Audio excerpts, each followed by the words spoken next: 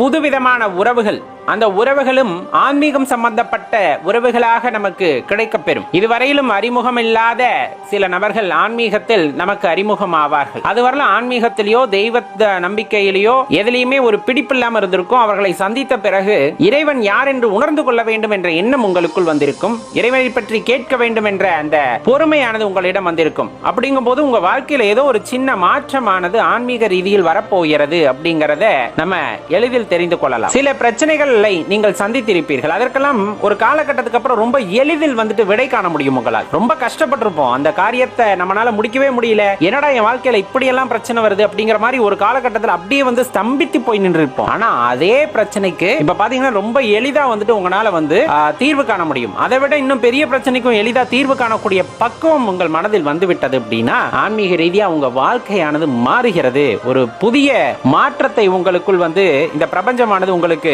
ஏற்படுத்தி இருக்கிறது அப்படிங்கறத தெளிவா தெரிஞ்சுக்கலாம். எந்த காலகட்டத்திலையும் பாத்தீங்க அப்படின்னா அவங்களை சுற்றி இருக்கின்ற ஆற்றல்களை இதுவரையிலும் உணர்ந்திருக்க மாட்டீங்க. காற்றின் ஓசையை கேட்டிருக்க மாட்டீங்க, மலையோட அந்த சப்தத்தை கேட்டிருக்க மாட்டோம், அந்த குளிர்ச்சியை உணர்ந்திருக்க மாட்டோம், வெயிலோட தாக்கத்தை உணர்ந்திருப்போம். போறோம், நம்ம வேலை செய்யணும், அப்படியே இருந்திருப்போம். ஆனா ஒரு குறிப்பிட்ட காலகட்டத்துக்கு அப்புறம் இந்த ஆற்றல்களை எல்லாம் உணர வேண்டும் அல்லது ரசிக்க வேண்டும் என்ற எண்ணம், அந்த மலை சாரலை ரசிக்க வேண்டும், அந்த காற்றின் தென்றல் வீசும் போது நம் மீது படும் போது அதோட அந்த ஒரு ஸ்பரிசத்தை உணர வேண்டும், அந்த ஓசையை கேட்க வேண்டும். இந்த மாதிரி சில தன்மைகள் எல்லாம் நமக்குள்ள வந்து எழும்பி இருக்கும். அப்பெல்லாம் தெரிஞ்சுக்க, அந்த இயற்கையை ரசிப்பதற்கு நாம் முயற்சி செய்கிறோம் அப்படிங்கும் போதே நம்மளுக்குள்ள ஒரு மாற்றமானது ஆன்மீக ரீதியாக ஏற்படுகிறது அல்லது நீங்கள் முன்னிருந்த நிலைமையை அது மாற்றுகிறது அப்படிங்கறத நம்ம தெரிஞ்சுக்கலாம். ஒரு குறிப்பிட்ட காலகட்டத்தில் நம்மளால எதிலையுமே வந்து ஒரு நிலைப்பாட்டை வந்து உறுதியா எடுத்திருக்க முடியாது. ஒரு முடிவை நம்மளால எடுக்க முடியாம ரொம்ப தடுமாறி இருக்கும். ஆனா இப்ப நம்ம சொல்ற மாதிரி உங்க வாழ்க்கை ஒரு இன்னொரு பரிமாணத்திற்கு செல்கிறது